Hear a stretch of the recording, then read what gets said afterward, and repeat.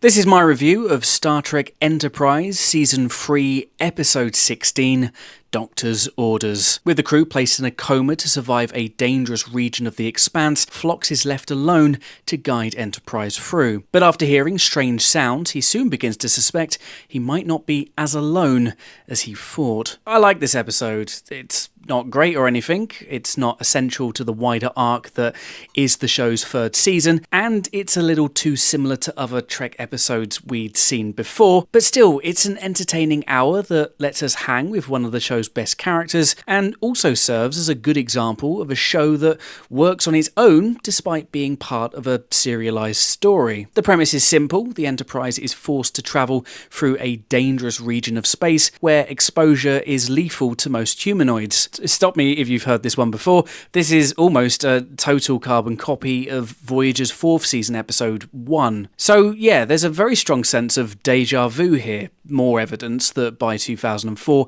Berman Trek was running out of juice, but I do think there's just enough here to separate it from what we'd gotten before. And that really comes mainly down to John Billingsley's Phlox. Billingsley's always been one of the show's most consistent performers. He's almost always the best thing about an episode, and it shouldn't really surprise anyone that he's excellent again in what is essentially a one-man show. Another thing I like about the episode is how it's able to juggle some very different tones. For the most part, the hour plays like a claustrophobic thriller, with the empty ship and voyeuristic camera angles ramping up the creepy factor. And this ramps up even more as Phlox starts hearing strange noises throughout the ship. Is he really alone?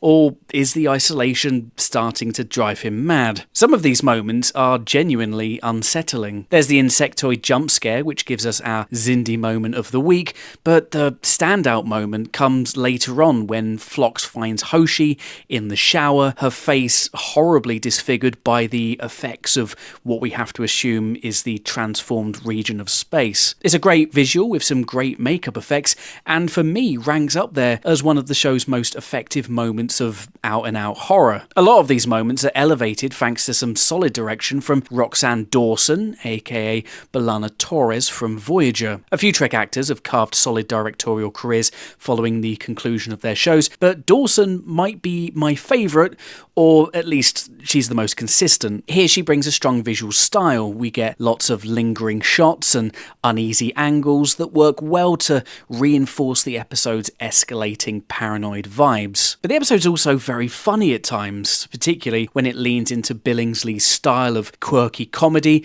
which sharply contrasts with the episode's darker moments. Some of these moments might push the boundaries of taste though. The shot of Phlox's toenails is a choice, and of course, who can forget the naked walk through sickbay, complete with some very strategic blocking, which just about spares us the worst of it. Billingsley carries the episode, but Jolene Blalock is also great, showing up midway through the episode in a bit of a twist that, in hindsight, is supposed to feel more than a bit off. It's a subtle performance that works well in making us question if she's actually there or not, but it never feels too obvious to the point that it ruins the reveal at the end. There's also some nice attention to detail. Blalock never actually interacts with anything in a meaningful way. This is something I noticed early on when she never touches a bowl of food, and becomes even more obvious when she doesn't get involved physically during the climactic scene in engineering. And of course this leads to the eventual reveal that T'Pol has in fact been a hallucination all along, something that's saved almost until the final shot of the episode. By this point I'd be surprised if anyone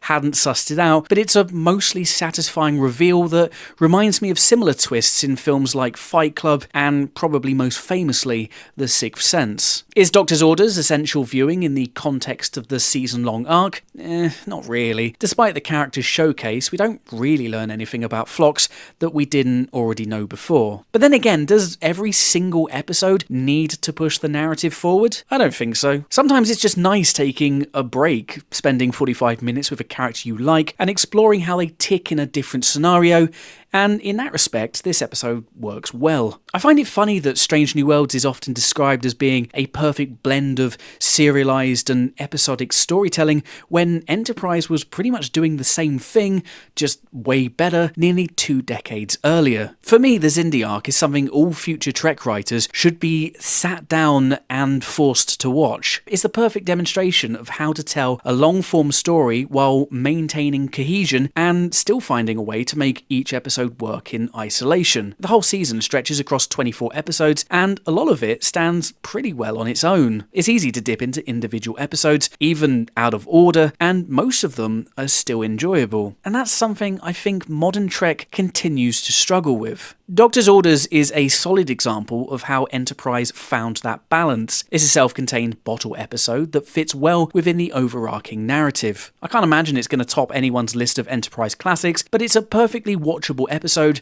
that gives John Billingsley a nice and well-deserved spotlight. It's well directed, it balances its disparate tones, and, of course, I almost forgot, it also gives us plenty of Porthos moments. And who doesn't want more Porthos? I'm giving Doctor's Orders a 6 out of 10. It's closer to a 7 than a 5.